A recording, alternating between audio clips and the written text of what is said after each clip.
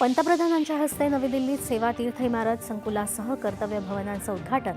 अत्याधुनिक सुविधांनी सुसज्ज इमारतीत पंतप्रधान कार्यालयासह प्रमुख मंत्रालयांचं कामकाज सुरू. पंतप्रधान नरेंद्र मोदी आज आसाम दौऱ्यावर. विविध प्रकल्पांसह ब्रह्मपुत्रा नदीवरील कुमार भास्कर वर्मा सेतूचं करणार उद्घाटन. पुलवामा दहशतवादी हल्ल्यात शहीद झालेल्या जवानांना उपराष्ट्रपती, पंतप्रधान, संरक्षण मंत्री तसंच गृहमंत्र्यांनी वाहिली श्रद्धांजली. दहशतवादाचं समूळ उच्चाटन करण्यासाठी भारत कटिबद्ध असल्याचा पुनरुच्चार.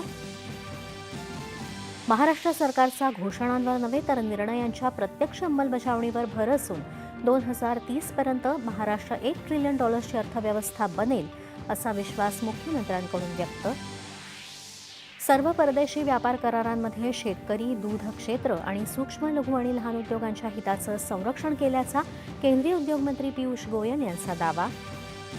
मुख्यमंत्री देवेंद्र फडणवीस यांनी भाजपचे राष्ट्रीय अध्यक्ष नितीन नवीन यांची नवी दिल्लीत घेतली भेट. त्यांच्या नेतृत्वाखाली भाजप अधिक जोमानं पुढे जाईल, असा विश्वास केला व्यक्त. मुंबई महानगर क्षेत्रात प्रवाशांचा प्रवास सुखकर होण्यासाठी आणि वाहतूक कोंडी फोडण्यासाठी पॉड टॅक्सी सेवा सुरू करण्याचे उपमुख्यमंत्री एकनाथ शिंदे यांचे निर्देश. यशवंतराव चव्हाण राज्य वाङ्मय पुरस्कारांची घोषणा. प्रौढ वाङ्मयाकरता 22 पुरस्कार, बालवाङ्मयासाठी 6, प्रथम प्रकाशनाकरता 6 तर सरफोजीराजे भोसले बृहन महाराष्ट्र पुरस्कारासाठी एका पुस्तकाची निवड. आणि विश्वचषक स्पर्धेत आज कोलंबो इथं आयर्लंड आणि ओमान, कोलकाता इथं इंग्लंड आणि स्कॉटलंड तर अहमदाबाद इथं न्यूझीलंड आणि दक्षिण आफ्रिका यांच्यात सामने.